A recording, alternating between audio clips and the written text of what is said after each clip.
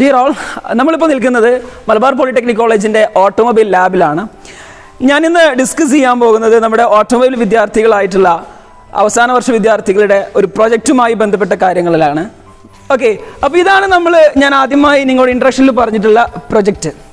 ഒരു Ford Mustang 1965 അല്ലേ, ആ 1965 മോഡൽ ഒരു അവസാന വർഷ ഡിപ്ലോമ വിദ്യാർത്ഥികൾ ഉണ്ടാക്കി അങ്ങനെ ഉണ്ടാവും.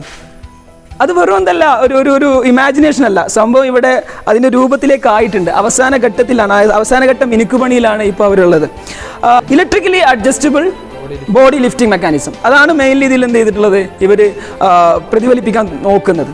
അപ്പോൾ അതിന് കൂടുതൽ കാര്യങ്ങൾ അവരോട് ചോദിക്കാം. ഇപ്പോൾ നമ്മുടെ ഓട്ടോമൊബൈൽ അവരുടെ പ്രൊജക്റ്റിൻ്റെ മെമ്പേഴ്സ് ആയിട്ടുള്ള വിദ്യാർത്ഥികൾ നമ്മുടെ കൂടെയുണ്ട്. ഓക്കെ, നിയാസ്, എന്താണ് നമ്മുടെ പ്രൊജക്റ്റ് മെയിൻലി മുമ്പോട്ട് വെക്കുന്ന ഒരു ആശയം എന്ന് പറയുന്നത്? അതായത് നമ്മുടെ ഒരു വാഹനം റോഡിലൂടെ കടന്നു പോവുകയാണെങ്കിൽ ആ ഡ്രൈവർക്ക് മുമ്പിൽ കംഫർട്ടബിൾ അല്ലാത്ത രീതിയിൽ എന്തെങ്കിലും റെസിസ്റ്റൻസ് കാണുകയാണെങ്കിൽ വാഹനത്തിൻ്റെ ഉയരം എന്ത് ചെയ്യുക, വാഹനത്തിൻ്റെ ഉള്ളിൽ വെച്ചിട്ട് തന്നെ അഡ്ജസ്റ്റ് ചെയ്യുന്ന ഒരു രീതിയിലേക്ക് നമ്മൾ ഇംപ്ലിമെൻറ്റ് ചെയ്താണ്. സാധാരണ അത് വാഹനങ്ങളിൽ എയർ സസ്പെൻഷനോ അല്ലെങ്കിൽ നമ്മൾ ഹൈഡ്രോളിക്കൊക്കെ ആയിട്ടാണ് വരല്. അത് നമ്മൾ ലോ കോസ്റ്റിൽ എങ്ങനെ ചെയ്യാമെന്നാണ് നമ്മൾ കണ്ടെത്തിയത്. അപ്പോൾ നമ്മൾ ഈ വാഹനത്തിൽ അങ്ങനെ ഒരു സിസ്റ്റം നമ്മൾ ഇംപ്ലിമെൻറ്റ് ചെയ്തു കുറഞ്ഞ രീതിയിൽ. അതിപ്പോൾ വർക്കിംഗ് ആയിട്ടുണ്ട്. ഫോർഡ് മസ്താങ് 1965 മോഡലാണ് അല്ലേ? എന്തോ ഒരു ലിഫ്റ്റിങ്ങിൻ്റെ കാര്യങ്ങൾ പറഞ്ഞില്ല, ഡ്രിഫ്റ്റിങ്ങിൻ്റെ കാര്യം പറഞ്ഞില്ലേ? അതായത് 1965 മോഡൽ ഫോർഡ് മസ്താങ് നടക്കുക നമ്മൾ അതിൻ്റെ രൂപത്തിലാണ് നമ്മൾ ഈ വാഹനം ഉണ്ടാക്കിയിട്ടുള്ളത്. അപ്പോൾ ലോകത്തിൽ തന്നെ ഫേമസ് ആയിട്ടുള്ള കെൻസ് ബ്ലോക്ക് എന്ന് പറഞ്ഞൊരു ഡ്രിഫ്റ്ററ വാഹനമാണത്. അപ്പോൾ ആ വാഹനത്തിൻ്റെ ഒരു മോഡൽ, അതായത് ലോകത്തിൽ നിന്ന് ഏറ്റവും കൂടുതൽ ഫാൻ ബേഡ് ഉള്ള ഒരു വാഹനമാണത്. അപ്പോൾ അതിൻ്റെ ഒരു മോഡൽ അദ്ദേഹത്തോടുള്ള ഒരു ആരാധന രീതിയിൽ. അപ്പോൾ മെയിൻ ഇൻസ്പിറേഷൻ എന്ന് പറയുന്നത് കെൻസ് ബ്ലോക്കിൻ്റെ ആ ഒരു ഡ്രിഫ്റ്റിംഗ് രൂപത്തിലുള്ള ഒരു വണ്ടി ഉണ്ടാക്കി എടുക്കണം എന്നുള്ളതാണ് നിങ്ങളുടെ മെയിൻ ഇൻസ്പിറേഷൻ എന്ന് പറയുന്നത്. ഓക്കെ, അതിൻ്റെ കൂടെ നമ്മൾ ഈ പ്രൊജക്റ്റും കൂടെ ആഡ് ചെയ്തു. ഓക്കെ. പിന്നെ ഈ ഒരു പ്രൊജക്റ്റിൽ മെയിനായിട്ട് നിങ്ങൾ യൂസ് ചെയ്തിട്ടുള്ള ടെക്നോളജീസ് എന്തൊക്കെയാണ്? അതായത് പുതിയ ടെക്നോളജി നമ്മൾ യൂസ് ചെയ്യാൻ ഉദ്ദേശിക്കുന്നത്, ഇപ്പോൾ ചെയ്തിട്ടില്ല, ഒരു എന്താ പറയുക, ഒരു ഇലക്ട്രിക് സൂപ്പർ ചാർജർ അങ്ങനെ ഇൻക്ലൂഡ് ചെയ്യാൻ ഉദ്ദേശിക്കുന്നുണ്ട്. അതിൻ്റെ അവസാനവട്ട പ്രവർത്തനത്തിലാണ് അല്ലേ? അതെ. ഓക്കെ. ഇലക്ട്രിക് സസ്പെൻഷന് വേണ്ടി ഉപയോഗിച്ചിരുന്ന ജാക്ക് എന്നത് ഇതാണ്, സിസർ ജാക്കാണ്. അപ്പോൾ സിസർ ജാക്കുമ്പോൾ 2 വൈപ്പർ മോട്ടോർ ഇൻക്ലൂഡ് ചെയ്തിട്ടാണ് നമ്മൾ ഈ ഒരു എന്താ പറയുക, ഈ ഒരു ലിഫ്റ്റ് മെക്കാനിസം വർക്ക് ചെയ്യിപ്പിക്കുന്നത്. നമ്മൾ ബാറ്ററിയിൽ നിന്നുള്ള ഇലക്ട്രിക്കൽ സപ്ലൈ നമ്മൾ വൈപ്പർ മോട്ടറിലേക്ക് എത്തുന്നു. അതൊരു കാറിൻ്റെ പവർ വിൻഡോൻ്റെ സ്വിച്ച് ഉപയോഗിച്ച് നമുക്ക് എന്ത് ചെയ്യാം, ഡ്രൈവർക്ക് ക്യാബിലിന് വെച്ച് നമുക്ക് എന്ത് ചെയ്യാം, കൺട്രോൾ ചെയ്യാം. ഈ ജാക്ക് ഉയരുന്നതിനനുസരിച്ച് നമ്മുടെ ഈ സസ്പെൻഷൻ സിസ്റ്റം ലോഡ് ആവുകയും വാഹനത്തിൻ്റെ ഗ്രൗണ്ട് ക്ലിയറൻസ് കൂടുകയും ചെയ്യും. അത് നമുക്ക് എന്ത് ചെയ്യാം, കൂട്ടുകയും ചെയ്യും, കുറയ്ക്കുകയും ചെയ്യാം. ഒരു SUV ടൈപ്പ് വാഹനം ഓടിക്കുകയാണെങ്കിൽ എന്ത് ചെയ്യും, ബോഡി റോൾ പറഞ്ഞൊരു സംഭവം വരും. അപ്പോൾ നമുക്ക് ആ ബോഡി റോൾ കുറയ്ക്കുകയും ചെയ്യാം. നമ്മളെ പാസഞ്ചേഴ്സിനും ഡ്രൈവേഴ്സിനും എന്ത് ചെയ്യാം, കംഫർട്ടബിൾ ആയിട്ടുള്ള ഒരു റൈഡിംഗ് ആണ് ഉദ്ദേശിക്കുന്നത്. അനുസരിച്ച് നമുക്ക് ഗ്രൗണ്ട് ക്ലിയറൻസ് കൂട്ടും ചെയ്യാം, കുറക്കും ചെയ്യാം. ആ ഒരു ആശയമാണ് ഇതിലൂടെ നമ്മൾ പങ്കുവെക്കുന്നത്. ഓക്കെ, ഇതിൽ നിന്നിപ്പോൾ ന്യൂലി ഇൻവോൾവ് ആയിട്ടുള്ള ഈ ഒരു സംഭവം, ഒരു മെക്കാനിസം എന്ന് പറയുന്നത് ഇപ്പോൾ നിങ്ങൾ ഈ പറഞ്ഞതാണല്ലേ? പിന്നെ നമ്മൾ ഇതിൽ പുഷ് റോഡ് സസ്പെൻഷൻ ആണ് നമ്മൾ ഇതിൽ ഉപയോഗിച്ചിട്ടുണ്ട്. അതായത് ബോഡി റോൾ ഏറ്റവും കുറക്കാൻ വേണ്ടിയിട്ട്, അതായത് നമ്മൾ സെന്റർ ഓഫ് ഗ്രാവിറ്റി എന്ന് പറയുന്ന ഈ ഒരു ഭാഗത്തായിട്ട് വണ്ടിയുടെ സെന്ററിലേക്ക് വരും. അതാവുമ്പോൾ ഒരു കോർണർ എടുക്കുമ്പോൾ ബോഡി റോൾ എന്ന പ്രശ്നം ഇല്ലാതാക്കാൻ കഴിയും. ഓക്കെ, പിന്നെ നിങ്ങൾ ഇതിൻ്റെ മെറ്റീരിയൽസ് എങ്ങനെയൊക്കെയാണ് പർച്ചേസ് ചെയ്ത്, എവിടെയൊക്കെയാണ്, എന്താണ് എഞ്ചിൻ എങ്ങനെയൊക്കെയാണ്, അതിൻ്റെ കാര്യങ്ങളൊക്കെ ഒന്ന് പറഞ്ഞിട്ടുണ്ടെങ്കിൽ. എഞ്ചിന് ഞങ്ങളൊരു സെക്കൻഡ് ഹാൻഡ് വാഹനം, അതായത് ഏതായിരുന്നു വണ്ടി? 1996 മോഡൽ ജെന്ന് പെട്രോൾ എഞ്ചിന്, 1000 cc പെട്രോൾ എഞ്ചിനാണ് നമ്മൾ പർച്ചേസ് ചെയ്തിട്ടുള്ളത്. ഓക്കെ, അപ്പോൾ ആ വാഹനം പർച്ചേസ് ചെയ്തു. ആ വാഹനത്തിൻ്റെ എഞ്ചിൻ എന്ത് ചെയ്തു, റിയർ പോർഷനിലേക്ക് നമ്മൾ എന്ത് ചെയ്തു. പിന്നെ ബാക്കിയുള്ള മെറ്റീരിയൽസ് പറയുമ്പോൾ നമ്മൾ ചേസസ് നമ്മൾ എന്ത് ചെയ്തു, സ്ട്രോങ് ആയിട്ടുള്ള ബോക്സ് സെക്ഷനാണ് നമ്മൾ ഉപയോഗിച്ചിട്ടുള്ളത്. പിന്നെ റൗണ്ട് സെക്ഷൻ ഉപയോഗിച്ചിട്ടുണ്ട്. പിന്നെ നമ്മൾ ആർക്ക് വെൽഡിങ് ഉപയോഗിച്ചിട്ടാണ് എന്ത് ചെയ്ത് ആർക്ക് വെൽഡിംഗ് ആണ്. ഓക്കെ, ഞാൻ നേരത്തെ പറഞ്ഞ പോലെ തന്നെ ഒരു പുതിയ ആശയമാണ്. അപ്പോൾ ഈ ഒരു സംഭവം നിങ്ങളിപ്പോൾ അതിൻ്റെ അവസാന വട്ട വർക്കിലെത്തി, എന്തെല്ലാം കാര്യങ്ങളാണ് നിങ്ങൾ പുതുതായിട്ട് പഠിച്ചത്? അതായത് നിങ്ങളിപ്പോൾ അവസാന വർഷ ഡിപ്ലോമ വിദ്യാർത്ഥികളാണ്. കേവലം ഒന്നോ രണ്ടോ മാസങ്ങൾ കൊണ്ട് നിങ്ങളുടെ ഡിപ്ലോമ കഴിഞ്ഞ് നിങ്ങൾ പ്രവർത്തനത്തിൽ അല്ലെങ്കിൽ ജോബിന് അതല്ലെങ്കിൽ ഹയർ സ്റ്റഡിക്ക് പോവുകയാണ്. നിങ്ങൾ ആ ഒരു മേഖലയിലേക്ക് എത്തുമ്പോൾ ഇന്നയും കാര്യങ്ങൾ ഞാൻ എൻ്റെ പ്രൊജക്റ്റിൽ പഠിച്ചിട്ടുണ്ട് എന്ന് നിങ്ങൾക്ക് പറയാൻ പറ്റുന്ന കാര്യങ്ങൾ എന്തൊക്കെയാണ്? അതായത് നമ്മളിപ്പോൾ ഈ കൊറോണയുടെ സമയത്ത് നമ്മൾ ഇത്രയും എഫേർട്ട് എടുത്തിട്ട് നമ്മൾ പ്രൊജക്റ്റ് ചെയ്യാൻ കാരണം നമുക്ക് ഇതിലെ കൂടുതൽ നമ്മളെ ഇൻഡസ്ട്രിയുമായി ബന്ധപ്പെട്ടുള്ള കൂടുതൽ കാര്യങ്ങൾ എന്ത് ചെയ്യും, പഠിക്കാൻ കഴിയും. അപ്പോൾ നമ്മൾ ഒരു വാഹനം ഫുള്ള് എൻജിൻ അഴിച്ച് ഫുള്ളായിട്ട് നമ്മൾ എന്ത് ചെയ്തു, ഇതിലേക്ക് പഠിച്ചു. അപ്പോൾ നമ്മളൊരു വാഹനത്തിൻ്റെ കംപ്ലീറ്റ് ആയിട്ടുള്ള വർക്ക് നമ്മൾ ഏകദേശം ഇതിമ ചെയ്തിട്ടുണ്ട്. അത് തന്നെയാണ് നമ്മൾ ഇതിമെന്ന് കൂടുതലായിട്ട് നമ്മൾ പഠിക്കാൻ ഉദ്ദേശിച്ചത്. മെയിൻലി ഒരു എഞ്ചിൻ്റെ വർക്ക്, അതുപോലെ തന്നെ ഓട്ടോമൊബൈൽ പാർട്സുകൾ എങ്ങനെയൊക്കെയാണ്, എവിടെയൊക്കെയാണ് അതിൻ്റെ പൊസിഷൻസ്, അതിൻ്റെ വർക്കിംഗ് എന്തൊക്കെയാണ്.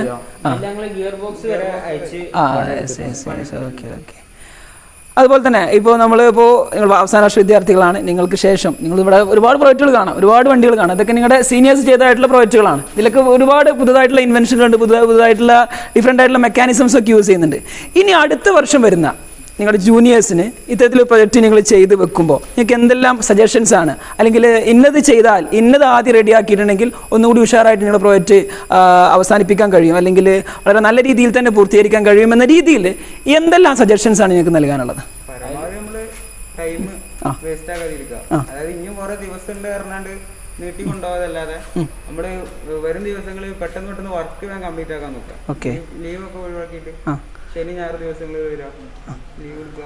അതുപോലെ തന്നെ പ്രവർത്തനം ഒന്നുകൂടി ഉഷാറാക്കാൻ നിങ്ങൾ എവിടുന്ന് തുടങ്ങണം, എങ്ങനെ തുടങ്ങിയിട്ടുണ്ടെങ്കിൽ ഈ രീതിയിലുള്ള ഒരു എന്താ പറയുക ഒരു ചാർട്ട് ഉണ്ടാക്കിയിട്ടുണ്ടെങ്കിൽ നല്ല രീതി എല്ലാത്തിനും ഒരു മാസ്റ്റർ പ്ലാനിങ് അതാണ് ഇല്ലാണ്ടെങ്കിൽ വർക്ക് ഇവിടെ വരെ ആവില്ല.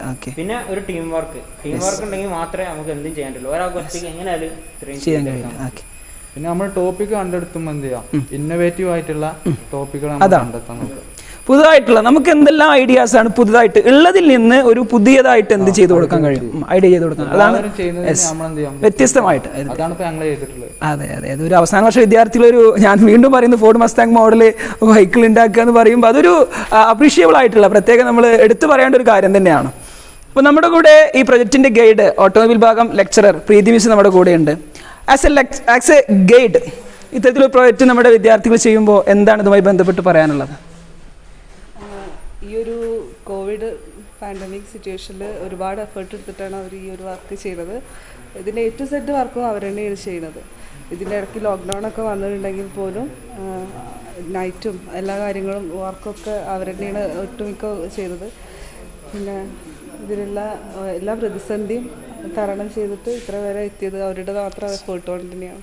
ഞാൻ തുടക്കത്തിൽ പറഞ്ഞു, ഒരു ഗ്രേറ്റ് അപ്രീസിയേഷൻ അറിയിക്കുന്ന ഒരു പ്രോജക്റ്റ് വർക്ക് തന്നെയാണ്. അവരും മറ്റു ടീമുകളൊക്കെ ഉണ്ട്, ഒരു പ്രത്യേക ഒരു എന്താ പറയുക പ്രവർത്തനങ്ങളും മറ്റുമൊക്കെ ആയതുകൊണ്ടാണ് നമ്മളിത് എടുത്തു പറയുന്നത്.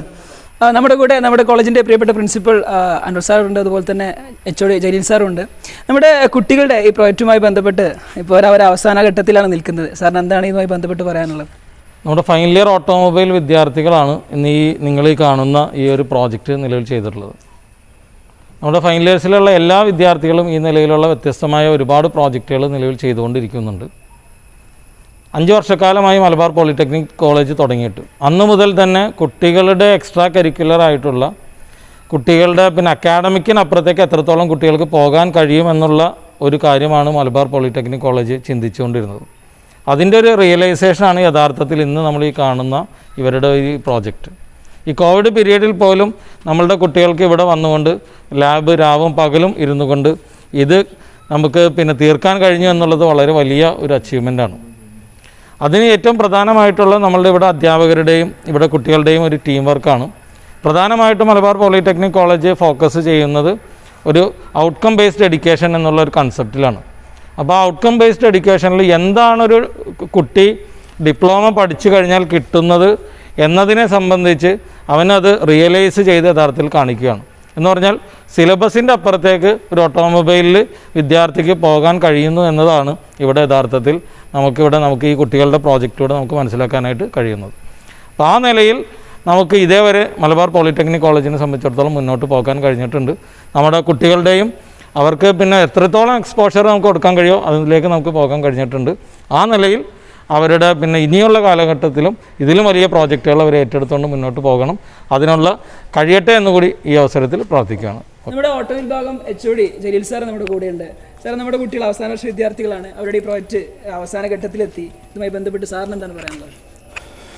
ഒന്ന് വലിയ ഒരുപാട് ടാസ്കുള്ള ഒരു പ്രൊജക്റ്റായിരുന്നു. പിന്നെ നമ്മുടെ കുട്ടികളെ സാധാരണ ചെയ്യുമ്പോൾ ഫോർഡ് മസ്റ്റൺ 1965 ആണെങ്കിലും അതിൽ കുറച്ചുകൂടി ഇന്നോവേറ്റീവായിട്ട് കൊണ്ടുവരും. അപ്പോൾ അവർ മൊബൈൽ കൺട്രോൾ ചെയ്തിട്ട് ഇതിൻ്റെ ബോഡി ലിഫ്റ്റ് ചെയ്യുന്ന മെക്കാനിസം ഒക്കെ ഇതിൻ്റെ കൂടെ അവർ ആഡ് ചെയ്യുന്നുണ്ട്.